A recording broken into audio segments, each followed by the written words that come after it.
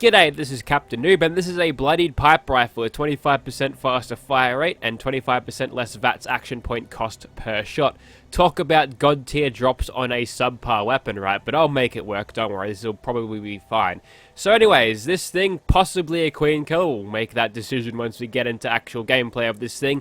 Doing 29 damage with the powerful auto receiver, a far cry behind what a handmade would be, or even an assault rifle or radium rifle. It's sitting well at the bottom, but we should probably still make fairly decent use of it. We're going to make use of all of these 38s that have been stockpiling in my inventory because I barely ever use pipe guns, and for good reason. They aren't very good, to be honest, but this one might change that whole theory about pipe guns, because we may find use for this thing. So we've got the aligned long barrel and the aligned stock to reduce the recoil slightly, but that's more to help out our AP usage. If we chuck on a quick mag, we'll be using barely any AP per shot at all, basically nothing, so that'd be interesting. But honestly, the 15 that you get in the stinging mag is kind of needed, because we're going to be going through those bullets very, very quickly, and we get a bit of extra armor penetration damage anyway, which is decent. Got a reflex sight for VATS usage, and a suppressor to keep us nice and hidden.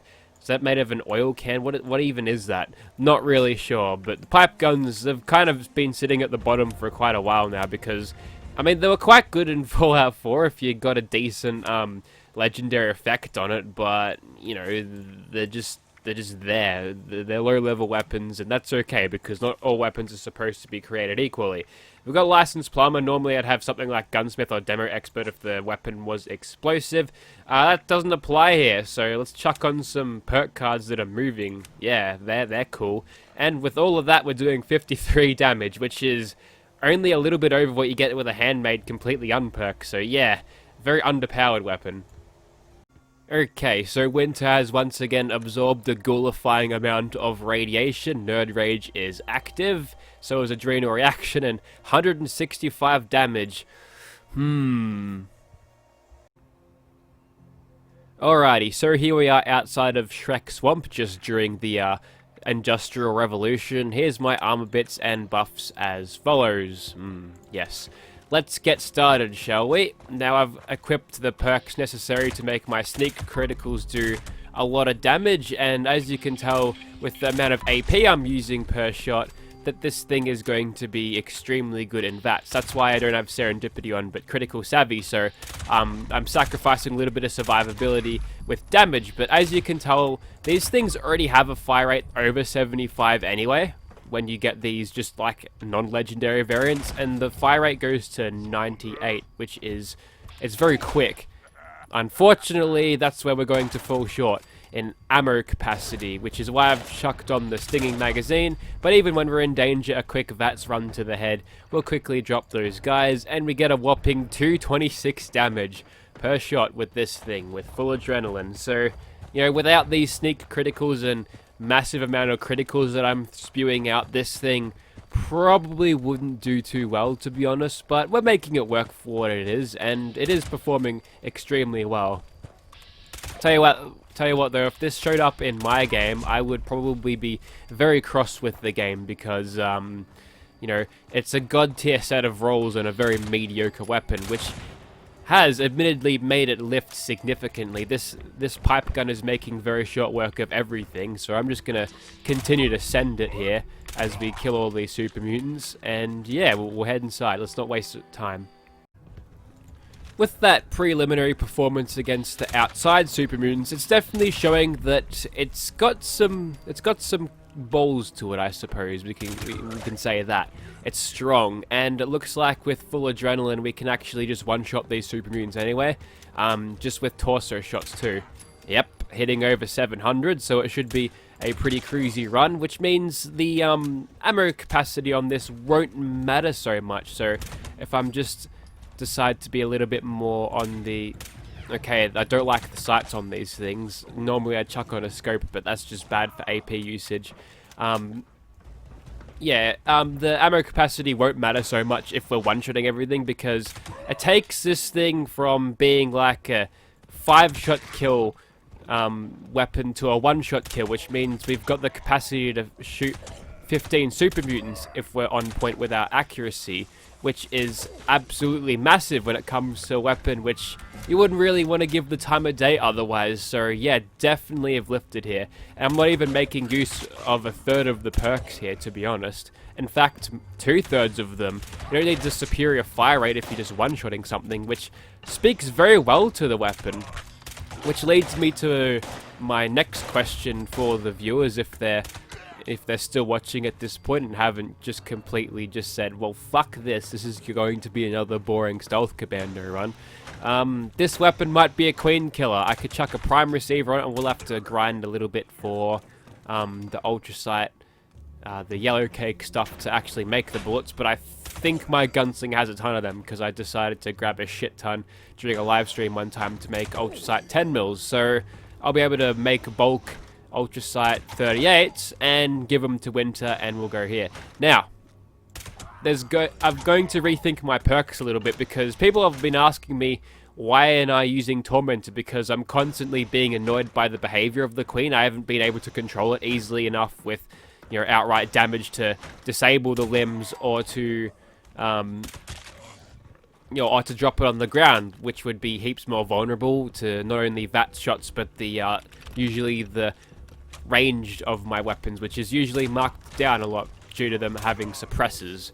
So yeah, with that in mind, what I might do is swap out the one rank I have in Class Freak, which kind of sits dormant. It is nice having some of the nerfs that you get from the mutations out, but I think I could probably get away with not having those if I chuck in one rank of Tormentor.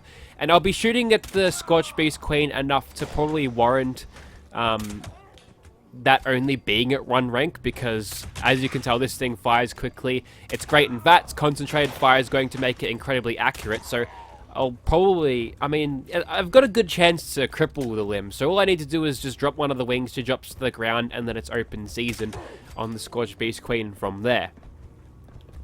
Only problem will be whether this thing will run out of ammo too quick, which normally I'd say, yeah, chuck on Ground Pounder, but with the amount of damage we're doing with this thing, a lot of the armor is going to be taking that up from the Scorched Beast Queen, and not to mention that dirty 70% damage reduction she gets. Is it 70%? It's somewhere around there. It's crazy, but yeah, that's not coming off. So unfortunately, we're gonna might have to deal with this 15-round mag, which most of the time I probably will be reloading. But yeah, it's good to start theorizing, I suppose. Another thing that I could possibly do with this is not use Winter, but actually use my gunslinger character to take the Scorched Beast Queen with it. Which with the pistol grip, we should have an easier time landing the VATS shots, because that's how it worked in Fallout 4. If you've chucked on a pistol grip, the VATS action point cost is a lot less. So maybe that might be worth looking at. And we've got a whole bunch of luck in that character because perception isn't as much needed, but I don't know. That one was not marked as legendary. It gave me a bloodied hatchet though. With well, I think I've got a bloodied swing speed one somewhere. I think Mr. Gameplayer gave that to me. So I'll probably script that. Not really sure, but yeah, even without serendipity, I'm free to just like roam around killing ghouls very easily. This thing must be a little bit more quiet than the rest of the guns, because either that or these ghouls just aren't particularly switched on today. But I guess firing a smaller bullet would make this a little bit less quiet, or a little bit more quiet, right?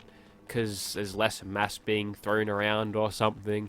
You know, generally suppressed pistols are a lot more quiet than rifles, so I think I'm in good logic there, right?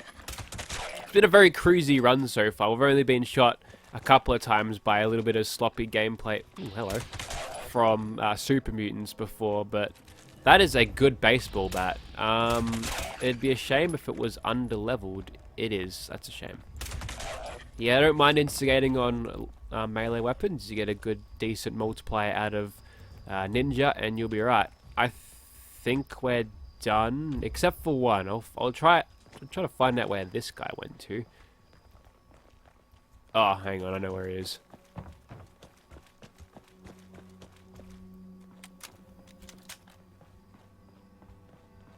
There he is. Now you're dead. Alright, I'll test it on something else. Insert memorable quote, he's dead. Okay, by now I'm actually wondering how much faster this thing is over just a regular old pipe gun. So I probably would have spliced in a clip of me comparing the two, but this thing is blazingly fast. You saw how fast it killed Swan before, and I mean, it's an incredible VATS weapon. This thing is really just, it's taken a terrible platform of a pipe gun and has turned it into something that is capable of just destroying everything. It's insane, really. You don't really expect it. It's a very sleeper weapon, I think. A sleeper weapon. It's a very sleeper weapon. Yeah, that works. Fucking hell. Oh, look. It's bugs. And no, not Bethesda bugs, as in, like, actual insects. Stingwings, which I like fighting because they're a great bullet to XP ratio, because they're usually quite squishy and they give you a decent amount of XP. The mosquitoes, though, are kind of lame, though, because they don't actually give you a whole lot. Look how easily Gunfu is just shredding everything. This thing is a fucking monster. My goodness. It is that quick. It just shreds. And the only problem is if we're going to be mag dumping something that, you know, has only limited health. I wonder if they run across these things, they'll take damage. Probably not. They're probably immune to that. They wouldn't have left that into the game, would they? Because technically they aren't actually flying, they're just appearing to be flying. That's why you couldn't, like, slide under, like, Eddie back in New Vegas when you're going through that thing. Like, the Eddie would just be a roadblock, you couldn't move it. Anyways, enough talking about a superior game. Just kidding, Fallout 76 is fun too. Let's go kill some bats. Okay, so throughout this video, I'm pretty convinced that we should have a decently easy time killing the Scorch Beast, because once we get that head lock on, we can just hold down the trigger and it'll only take a few moments till that concentrated fire will give us a guaranteed shot all the time. Although we probably want to tune the bats to target the head instead, because the torso is lame. You don't get no damage multipliers in the torso. You just get an accuracy thing. Can I shoot the Scorch Beast? There we go. Holy shit. Yeah, okay. Granted, they don't have the massive resistance that you'd get out of a Scorch Beast Queen, but seriously, let's just get his attention, jam a new mag in there, and just completely shred the bastard thing. Wow, I am blown away by this. I think it's because of the rate of fire, because normally these things have a decent rate of... Oh, it's a 3-star. How may you disappoint me today, Scorched Bat? And don't worry, I'll show you what he dropped to me. You can see my disappointment. You can hear it already, because I know I'm gonna get something garbage out of this. Yep. Thanks, game. But anyways, there you have it. I'm still ill, by the way. It's not fun. I got a bad case of the man flu right now. It's no good. But there you have it. One of the strongest pipe weapons you'll probably ever see. Don't need no bloodied explosive, even though that would probably be really good anyway, because you get the better rate of fire. But this thing is like... It's like a cobbled together LMG. Some fucking wastelander out there is like, I gotta get me one of those things, when they saw some dude in power armor walk around with one of those MG42 looking things. But then he figured out that, well, I've only got bits of copper left over from some plumber's workshop, so I'm gonna make do with what I got. And he came out with this, and a little bit off the mark in damage, sure, but in terms of its effectiveness as a stealth commando play style, it has been an absolute blast to use, and it has devastated everything that I've pointed and pulled the trigger at, which is more than you can say for most weapons. Absolute god tier pipe gun. Who could have believed it? Thank you very much for watching, guys, and also do let me know if you want this thing to be queen tested, please. It appears I am mistaken, because this actually has a rate of fire of 75. I don't know, I could have sworn it was higher, but that's the standard. Your handmade, everything has that, and obviously the fire rate makes it 98, which is a lot quicker. So, whoops, that's just poor observation on my part. You know, I spent a lot of this video actually talking about how the rate of fire is different, but that's just shit. I don't know how I didn't notice otherwise.